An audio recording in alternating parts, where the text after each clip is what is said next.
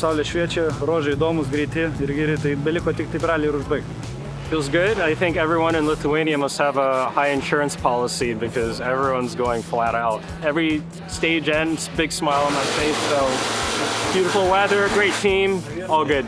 Šiaip viskas gerai, su švedu kovojom, smagu, varom sekundė į sekundę. Jaučiu, kad kitos rodys pradeda kristi nuo visur, nuo tų scenarių. Kažkaip pradžioj galvojau, koks šitas tempas turi būti, tada biškai greičiau pavažiavau, bet tada Ramūnas sako, visiem nepamirškim, kad komandos vadovas. Tai biškai prilėtim, kad reikėjo prilėti.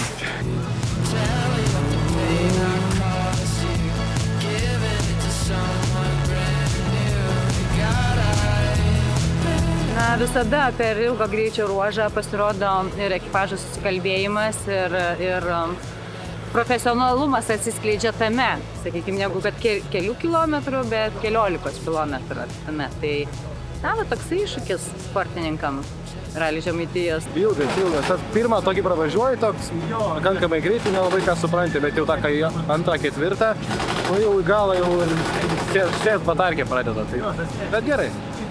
Ilgesni, įdomesni, daugiau reikalauja iš žmonių. Geri vaikai, į tėvą visi į tėvą. Matos, kad įsimiegojom, gerai pavalgėm ir gerą nuotaiką pradėjom ralį. Greičio ruožai patys smagus, atmosfera viduje gera ir bandom neatleisti Giedriaus.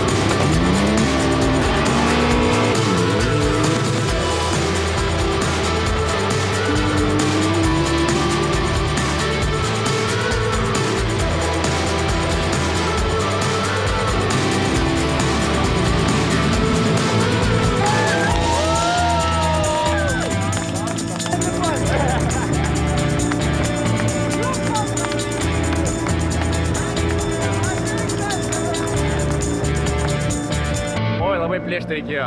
Oi, tas Vladas, nervų prigadino man šiandien. Tai prieš paskutinį greičio ruožą turėjom 6 sekundės. Tai palyginimui, kas čia kokie metai duos, gal būdavo 3 minutės, 3 minutės rekordą turėjau. O dabar atvažiuoju į finišą, kiek čia, galbūt 16, ne? Labai reikalų daug. Tada ir saldu laimėt. Čia reiktų pasakyti, kad Vladas ženkliai pagreitėjo. Tai dabar jau greit važiuoja, nebevartydamas mašinos, kas jau yra didelis pasiekimas. Tai va, tai šaunuolis, Mina neduoda ramybės mums. Smagu, ne? Geras ralis, kova vyko, tai tikrai labai smagu planuoti. Baisiai atrodo, čia vienoje vietoje truputėlį kabinom.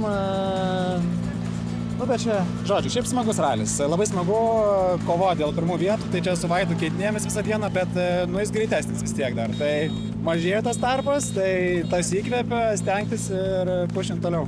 Išlaikėm trečią, buvo biškis stresą dėl automobilio, bet viskas gerai.